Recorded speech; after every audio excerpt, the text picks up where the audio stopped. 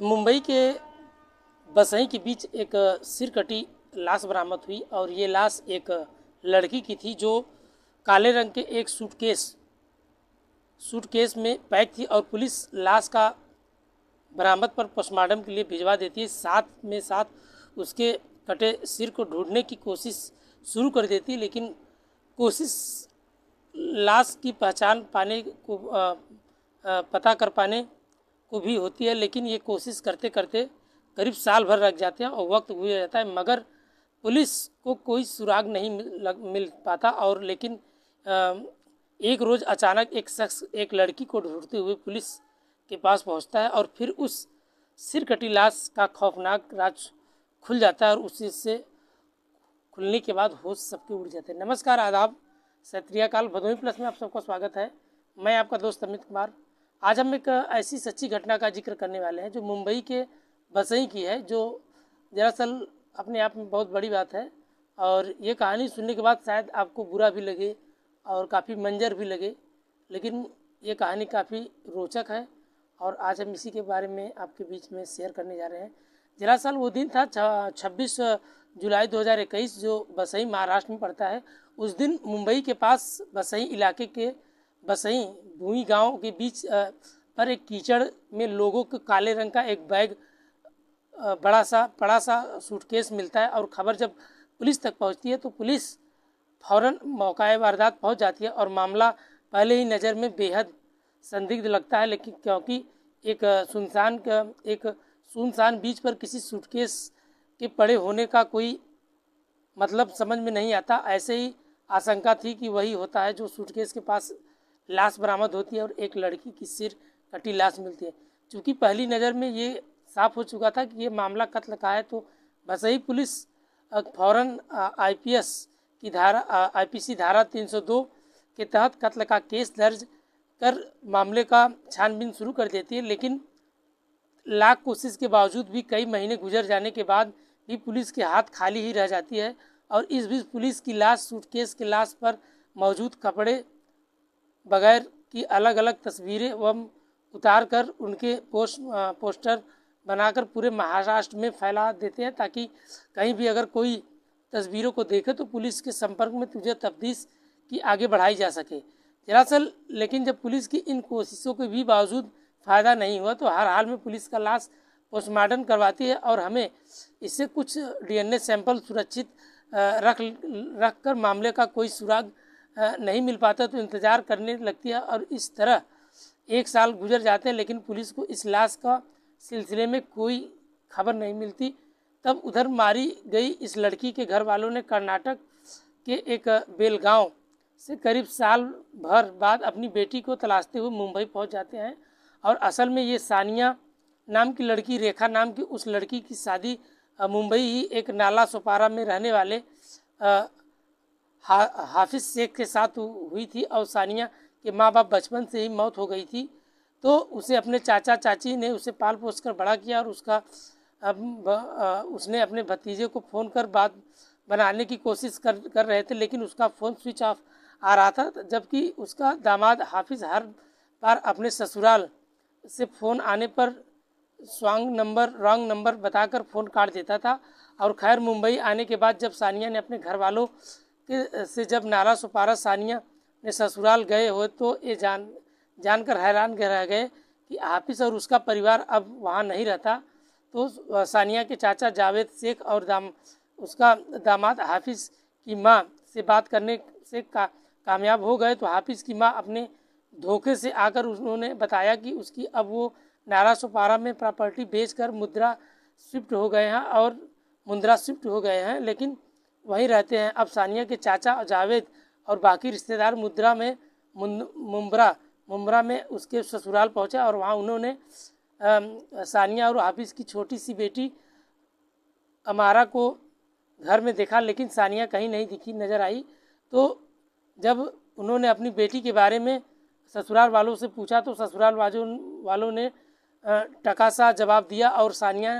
के शादी के बाद भी उसके किसी के रिश्ते थे और वो अपने किसी बॉयफ्रेंड के साथ घर से फरार हो गई है। ये सुनकर लड़की के घर वालों को बहुत बड़ा धक्का लगा और ये हैरान रह गए। और लेकिन उन्हें इस बात का यकीन नहीं होता कि उनकी बेटी ऐसा कुछ कर सकती थी। लेकिन 29 अगस्त 2022 को जब नाला सुपारा मुंबई में अब ये सवाल था कि अगर ऐसा भी हो सकता है तो सानिया के ससुराल वालों ने इस सिलसिले के उनके घर वालों को क्यों बताया नहीं। पुलिस ने जाकर उन लोगों ने पुलिस के पास जब ये शिकायत किया तो ज़रूरत क्यों नहीं समझी। जाहिर सी मामला है कि देखकर साफ हो जाता है कि कहीं ना कहीं दाल में कुछ काला जरूर था। लेकिन शिकायत दर्ज कराई गई और उसके शिकायत पर नाला सुपारा की आचोल थाना के पुलिस इस साल यानी 29 अगस्त 2022 को सानिया की गुमशुदगी का रिपोर्ट लिखी और नए सिरे से मामले की जांच शुरू कर दी। और ये आलोच पुलिस के साल भर पहले बसई भूई गांव के बीच मिली उस सिरकटी लाश की तस्वीर एवं सानिया के पति ससुराल वालों को दिखाई तो उन्होंने लाश पहचानने से इनकार कर दिया। लेकिन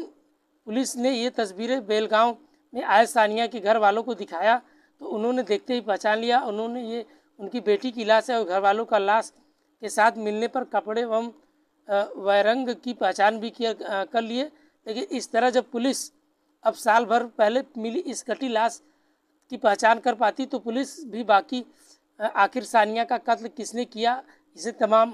बातें सामने आ रही थी। लेकिन पुलिस ने उनके घर वालों को शिकायत पर सबसे पहले सानिया के ससुराल वालों को पूछताछ के लिए बुलवाया और ससुराल वालों ने पुलिस के पास सानिया के लिए घर से भाग जाने की शिकायत करने लगे। लेकिन कहानी दोहराई और कत्ल का हैरान जताने लगे। लेकिन लोगों ने इस बात का भी यकीन नहीं किया। लेकिन जब सानिया के घर वालों के साथ पुलिस ने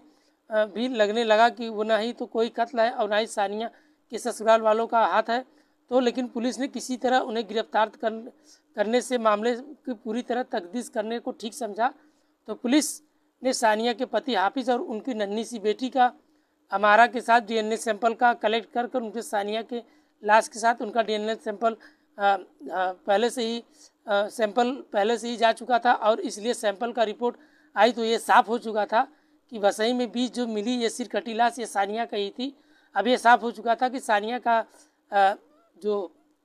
ये साल भर में पहले ही कत्ल हुआ था। लेकिन इस कत्ल का कोई पकड़ना अभी तक नहीं हुआ था। लेकिन पुलिस एक बार फिर सानिया के पति से पूछताछ के लिए बुलाया और उसने पहले से पुलिस को तमाम झूठी सच्ची कहानियां सुना रखी थी। लेकिन फिर जैसे ही पुलिस ने उसके साथ सख्ती से पूछताछ शुरू की तो आखिरकार वो टूट गया और अपने मान लिया और उसने ये अपने घर वालों के साथ मिलकर अपनी बीवी की सानिया की जान ली और साथ ही उसके सिर कटी लाश बसई भूई गांव के बीच फेंक आया था। जबकि लाश की पहचान न हो पाई और उसकी सिर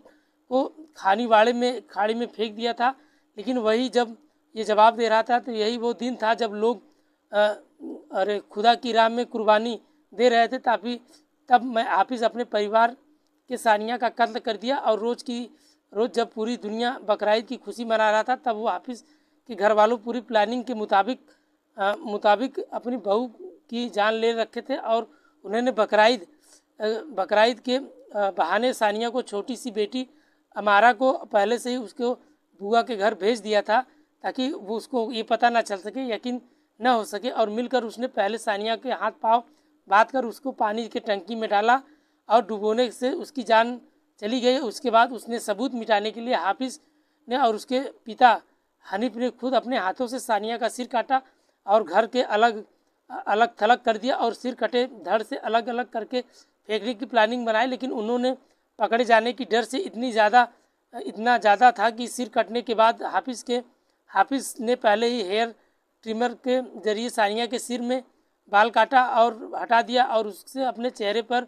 होठों पर करीब मौजूदी पर तिल जैसे काट कर उसे निशान निकाल दिया और ताकि अगर कहीं कोई अगर सिर कटी या पुलिस हाथ लगे ताकि ये पहचान न आ सके। और अपने भाई यासीन के साथ मिलकर उसने सिर कटी को एक बाइक पर लेकर खानीवाड़े के खाड़ी में ले जाकर फेंक दिया और फिर धड़ से निपटने के लिए हाफिज़ ने अपने कैब ड्राइवर को हनोई यूसुफ को घर बुलाया और फिर उसने धड़ को एक कपड़े में सूटकेस में पैक कर वसई भूई गांव के बीच ले जाकर फेंकवा दिया। लेकिन बेशक इस वारदात के में 6 दिन के अंदर सानिया का सिर कटी लाश बरामद हो गई। लेकिन जब पहचान न हो पाई तो किसी तरह घर वालों के सामने न जाने कितनी वजह से करीब साल भर में तक ये वारदात चलता रहा, लेकिन उसके चाचा और पुलिस में जाकर रिपोर्ट लिखवाई तो सानिया का कत्ल के रोंगटे खड़े करने वाले थे, क्योंकि ये सच्चाई सामने आई और पुलिस की आखिरकार सानिया के पति हाफिज व ससुराल वालों को गिरफ्तार किया और पुलिस इस खौफनाक साजिश का खुलासा कर कातिल को जेल भेजा और सलाखों के पीछे पहुंचा दिया था। लेकिन सबसे बड़ी सवाल यही थी कि आखिर बहू की जान क्यों ले ली और साल भर के ये राज बाहर क्यों नहीं आया। अब ऐसे तफ्तीश के से सारे सवालों को जवाब सामने आए तो हर कोई हैरान रह गया, लेकिन पुलिस के सामने हाफिज और उसके घर वालों ने अपना गुनाह कबूल कर चुके थे और साथ ही कबूल कर चुके थे कैसे ही उन्होंने हैवानियत का ये सारी हदें पार कर निकल कर सबूत मिटाने के लिए सिर्फ सानिया का सिर काट कर धड़ से अलग कर दिया, ताकि बल्कि कटे हुए सिर के बाल कटे और यहाँ तक कि उसके चेहरे पे मौजूद तिल भी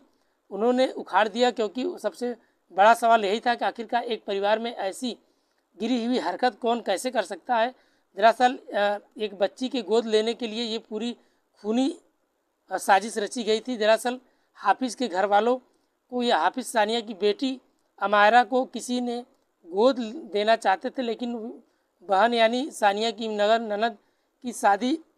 कई साल हो चुके थे, लेकिन उन्हें कोई बच्चा नहीं हुआ। ऐसे में हाफिज़ और सानिया के घर वालों में अमायरा का जन्म लिया और तो घर वालों ने यह तय किया था कि इस बच्ची को अपनी बेटी को गोद दे देंगे और उनकी बेटी की बच्ची का परवरिश करेंगे। लेकिन किसी दूसरी माँ की तरह सानिया के लिए ये फैसला करना इतना आसान नहीं था, क्योंकि ये साफ मना कर चुकी थी कि बस यही तो था, पूरे ससुराल वालों को सानिया का दुश्मन बन चुकी थी। अब सानिया के जुल्मों और सितम की शुरुआत हो गई थी। फिर एक दिन